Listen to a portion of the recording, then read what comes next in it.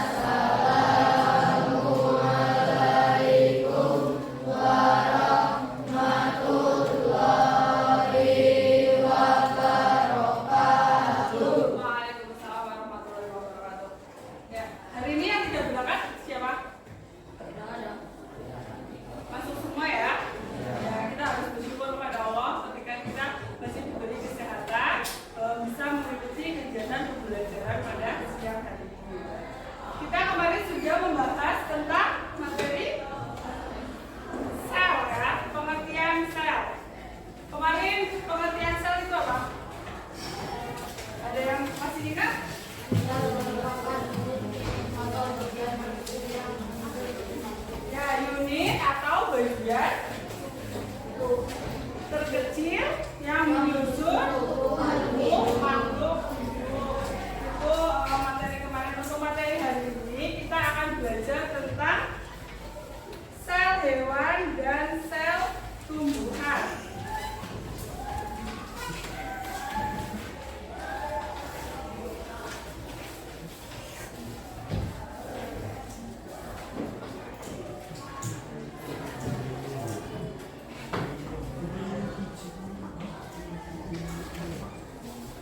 Silakan dibuka buku paketnya halaman 11. Ada sel hewan dan sel tumbuhan. Silakan dibuka halaman 11. Kita amati bersama gambar 1.13. Di situ ada gambar apa? Semangkok soto kudus. Di dalam semangkok soto kudus itu terdapat apa saja? Ada mangkoknya, ada di luar ya. Kemudian di dalamnya ada. Ya, dia mati. Ada telur. Kemudian apa? Udang.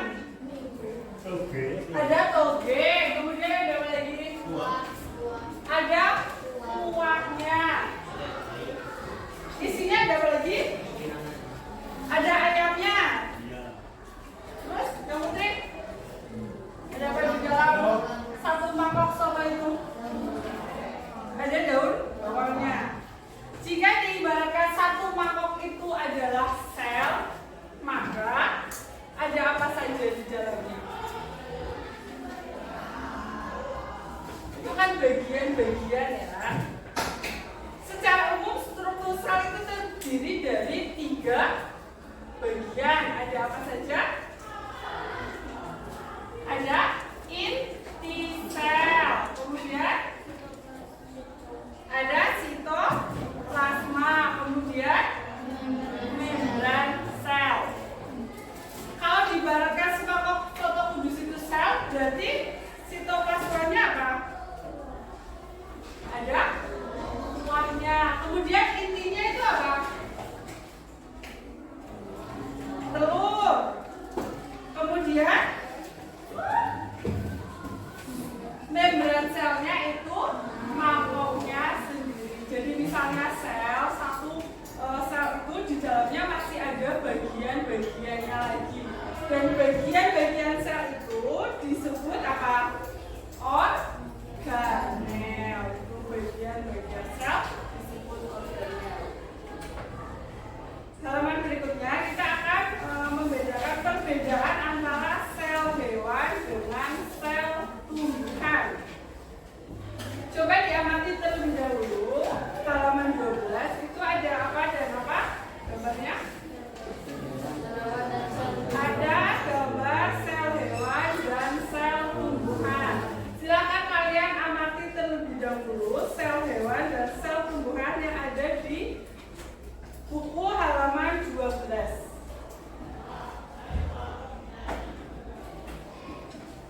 Silakan diamati terlebih dahulu.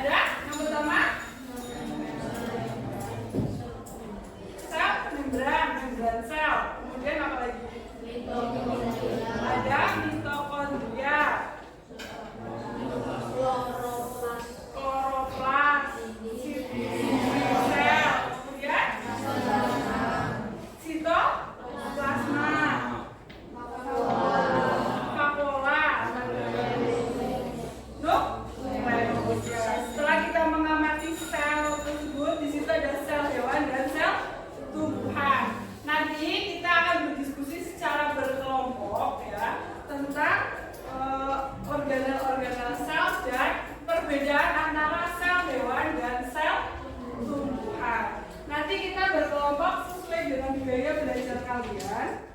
Nanti satu kelompok 4 anak ya. Silakan kalian berkelompok sesuai dengan gaya belajar kalian. Bukan. Nanti Bu Guru bagikan lembar kerja ya. Nanti di sini ada bagian-bagian sel, ada sel tumbuhan dan sel hewan. Nanti kalian diskusikan dengan anggota kelompok kalian. Ini organelnya apa saja. Nanti ditulis sesuai dengan gambar yang ada di lembar kerja ini.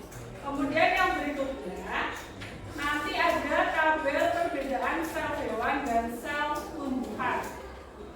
Nanti kalian kasih tanda centang ya. Kalau misalnya di sel, misalnya membran sel di sel tumbuhan ada, misalnya ada, dikasih tanda centang. Sudah paham? Silakan kalian berkelompok.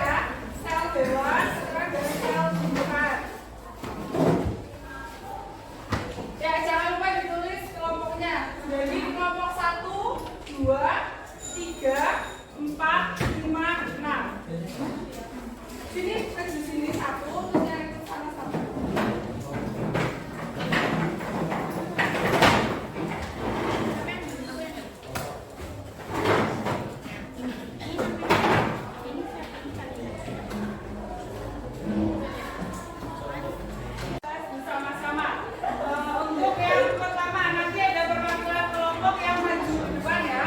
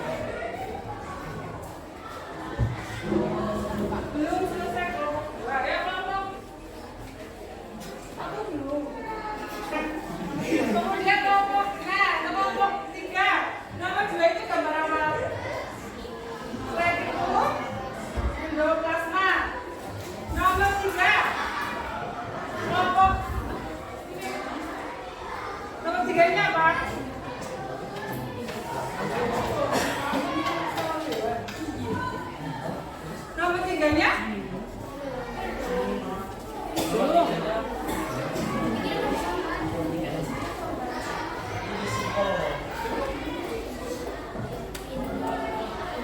Yang sel hewan itu bagiannya ada apa saja? Nukleus, kemudian membran sel nomor berapa? Membran sel paling luar ya? Ya.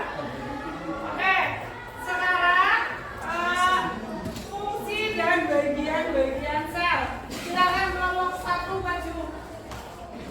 Nomor 1. Ya, maju.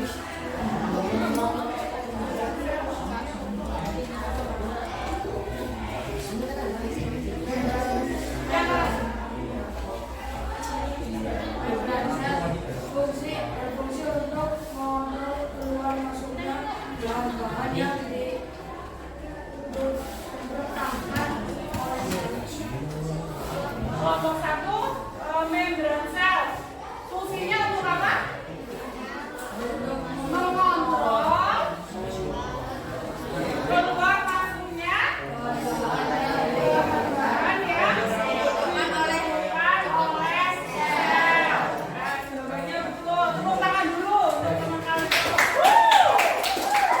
Ya, kelompok 2 maju. Nah, ayo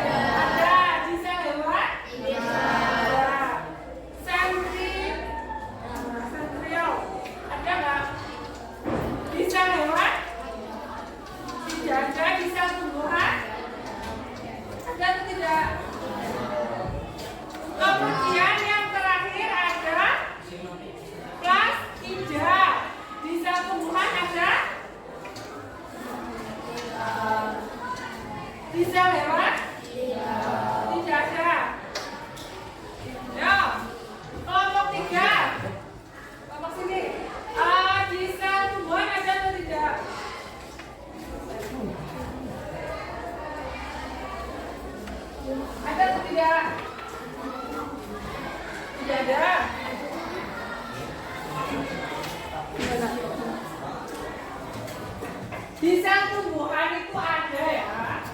Kemudian di sel hewan ada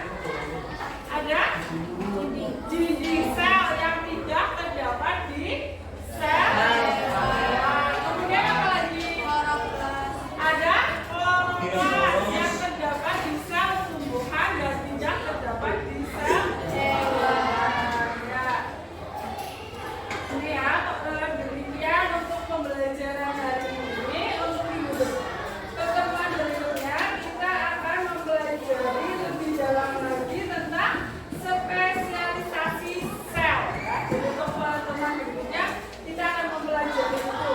Nanti silakan dipelajari dulu di rumah materi yang akan dibahas untuk pertemuan berikutnya. Ya, silakan kembali ke tempat duduknya, dirapikan lagi. Untuk pembelajaran hari ini kita sudah belajar tentang bagian-bagian sel dan perbedaan antara sel hewan dan sel tumbuhan. Ya, untuk teman-teman berikutnya nanti dipelajari dari materi berikutnya. Untuk mengakhiri kegiatan pada siang hari ini, marilah kita berdoa terlebih dahulu. Ketua kelas silakan disilakan. Alhamdulillah. Ya, sudah mulai.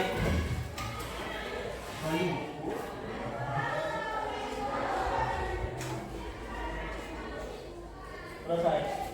Kepada guru beri salam.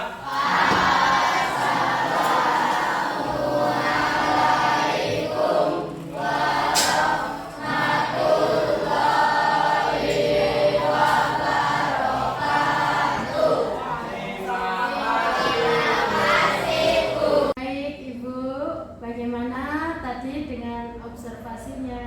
Alhamdulillah berjalan lancar. Baik, di kegiatan pasca observasi ini saya ingin mengajak Ibu Iva ngobrol banyak hal terkait dengan kegiatan yang sudah Ibu laksanakan di kegiatan pembelajaran. Ada beberapa hal yang ingin saya tanyakan, boleh Bu? Iya, boleh. Bagaimana perasaan Ibu setelah melaksanakan kegiatan pembelajaran ini? Perasaan saya setelah tadi melakukan pembelajaran di kelas, perasaan saya sangat senang dan bahagia karena saya dapat menyampaikan materi sesuai dengan tujuan pembelajaran itu tercapai. Selanjutnya bagaimana perasaan saat pembelajaran ada supervisor? Oh iya, tadi saya agak sedikit canggung ya karena tidak terbiasa ada yang supervisi di belakang, kemudian ada yang memperhatikan saya. Ada sedikit canggung, namun itu bukan menjadi hambatan bagi saya. Baik, bisa Ibu ceritakan kembali terkait proses pembelajaran yang Ibu laksanakan di dalam kelas? Untuk tadi materi yang saya sampaikan itu mengenai struktur sel dan perbedaan sel hewan dan sel tumbuhan. Jadi pertamanya saya menyampaikan tujuan pembelajaran itu. Tujuan pembelajarannya siswa dapat mengetahui organel sel atau bagian-bagian dari sel hewan dan sel tumbuhan. Setelah itu Bu, siswa juga harus tahu apa perbedaan antara sel hewan dan sel tumbuhan. Setelah saya memberikan apresiasi sebuah materi ya berbasis masalah, jadi ada gambar-gambar yang saya sampaikan ke anak, kemudian saya juga menjelaskan tentang sedikit materi sel hewan dan sel tumbuhan itu sendiri. Kemudian setelah anak mengetahui tentang sedikit materi tersebut, saya bagi kelas itu menjadi beberapa kelompok untuk berdiskusi lebih lanjut tentang sel hewan dan sel tumbuhan. Setelah di dalam diskusi tersebut mereka saling bertukar pendapat. Setelah diskusi selesai, anak ada yang mempresentasikan maju ke depan untuk menyampaikan hasil diskusi tersebut. Setelah diskusi panjang itu, kemudian kita bersama-sama menarik kesimpulan dari materi tersebut. Jadi harapan dari Pak tadi, kegiatan tadi, anak siswa bisa membedakan antara sel hewan dan sel tumbuhan. Di catatan saya juga sesuai dengan apa yang Ibu sampaikan saat praobservasi. Selanjutnya yang saya tanyakan ini Bu, terkait hambatan, apa hambatan yang Ibu alami? Oh ya, untuk hambatan tadi masih ada Bu sedikit siswa yang kurang aktif dalam diskusi, jadi masih kadang malu-malu dalam menyampaikan pendapatnya, kemudian masih ada yang kurang percaya diri dalam menyampaikan hasil dari diskusi yang sudah dilakukan bersama-sama dengan kelompoknya.